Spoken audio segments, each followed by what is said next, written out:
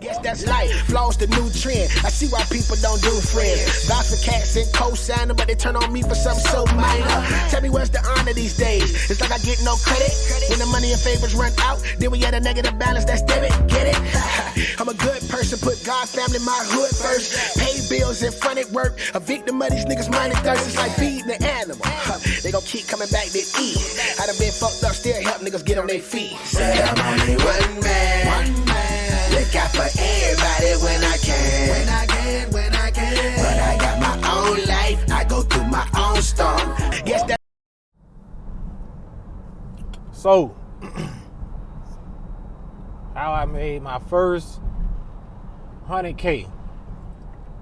So me and my wife was renting a townhome, and the property manager was also the owner of that townhome. And he was also a real estate agent.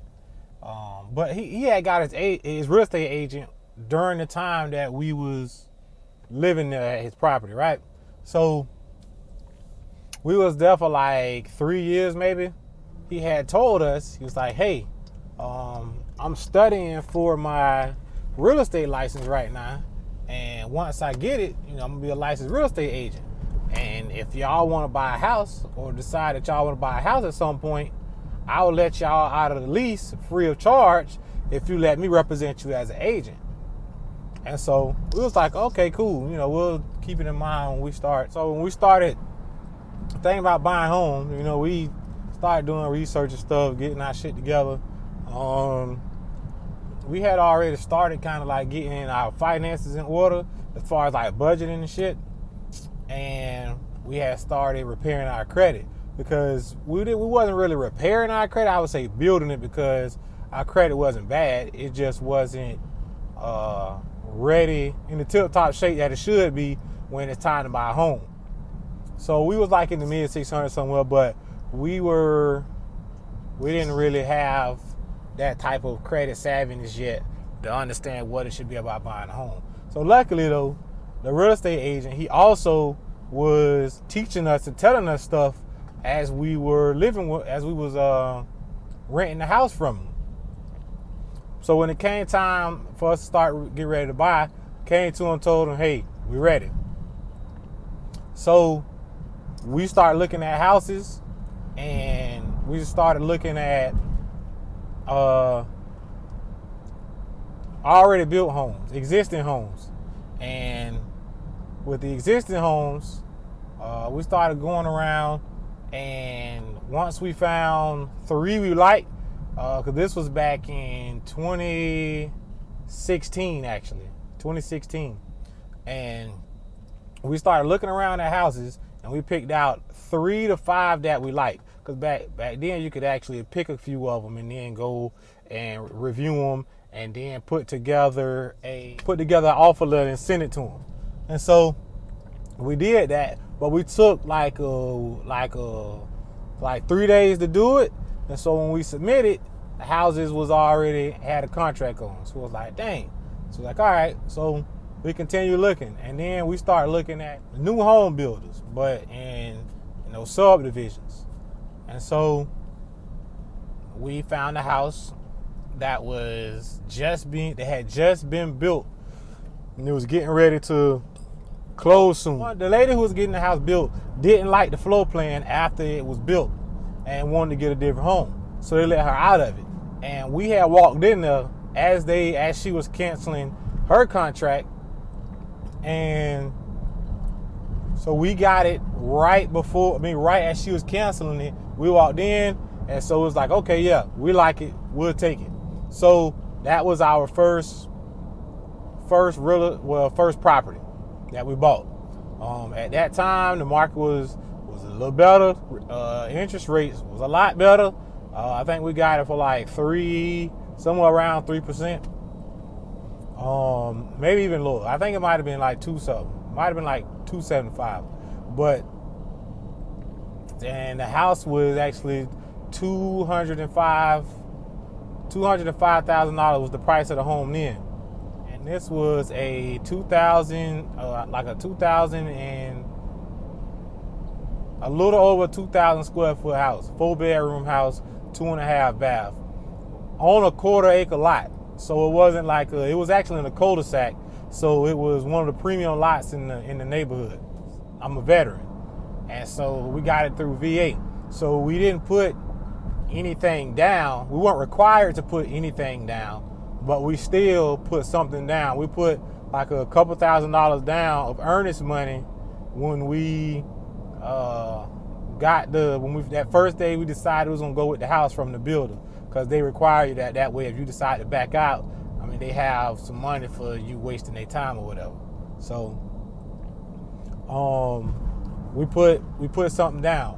Now our agent also had us try different lenders to figure out what our rate was going to be at the time, but we ended up going with the builder's lender, because they said that if you go with our lender, we'll also pay closing costs.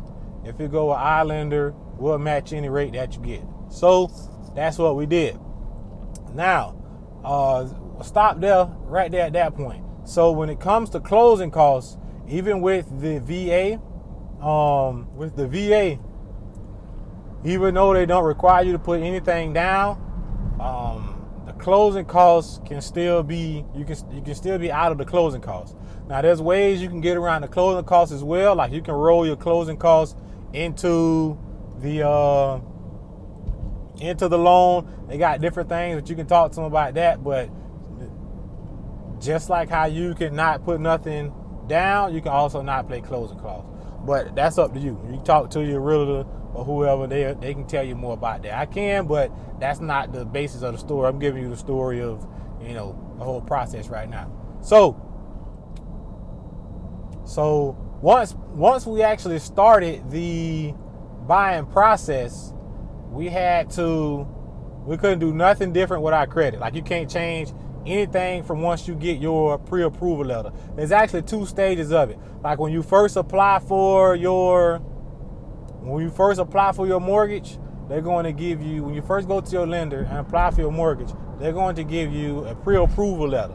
Now, the pre-approval letter is basically, they just run your credit and look at what your credit say and how much you make, your income. And they go off of that to get your pre-approval letter. So basically, you can start looking. That they do that so you can go ahead and start getting into the good feels of looking for a home and stuff.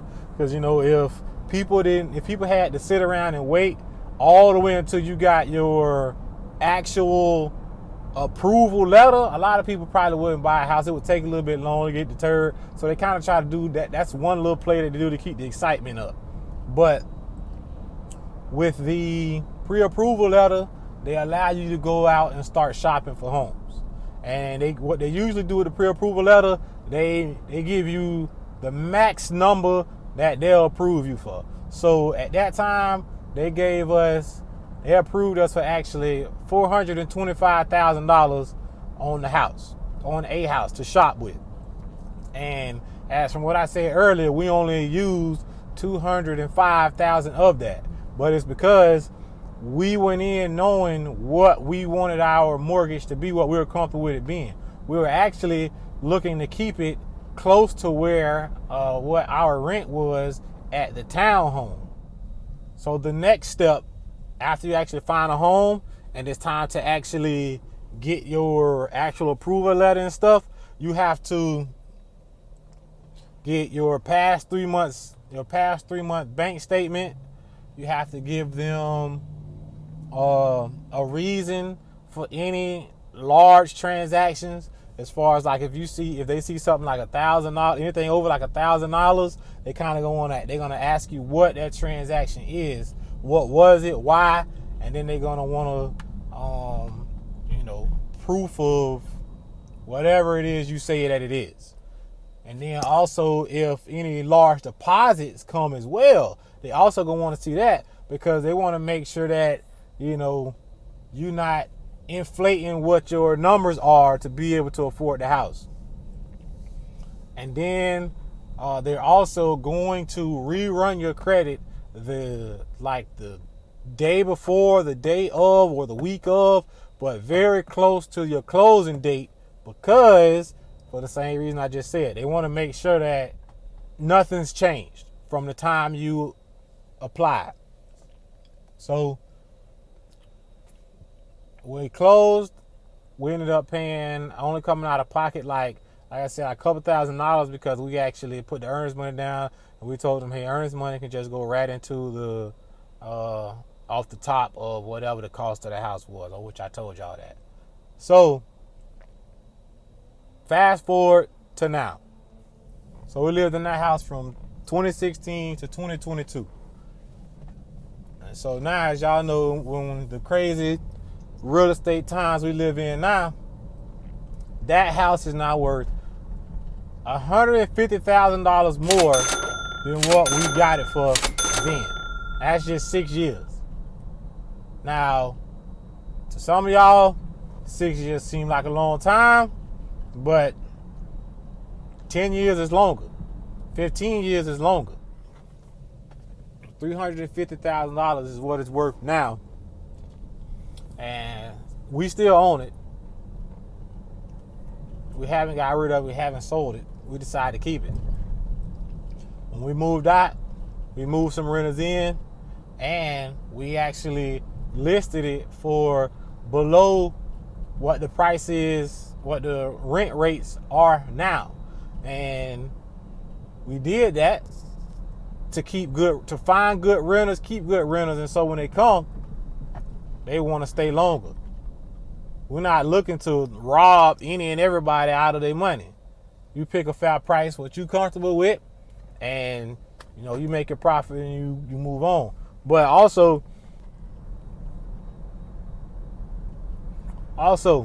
so when you are looking for renters and stuff, you gotta do your due diligence, as everybody like to say. You gotta do your due diligence. But basically, man, you gotta scan, you gotta do background checks, you gotta do pull credit, you gotta verify income, you gotta do all this stuff to make sure you know who you putting in there is gonna do what they're supposed to do. Pay the rent on time, take care of your house, stuff like that. Because you wanna not have to worry about that part of it. Because you're gonna have enough to worry about just by owning a home, being a homeowner and renting it out, property manager, whatever it is, because you're still gonna have to, handle maintenance requests when they call. Like, it don't matter what house it is, whether it's a brand new house, whether it's a 15, 20-year-old house, you're gonna have maintenance requests. That's just normal. That's part of it. But that's how we made our first $150,000 in real estate. That's what's hard about money. I'm only one man. Look out for everybody when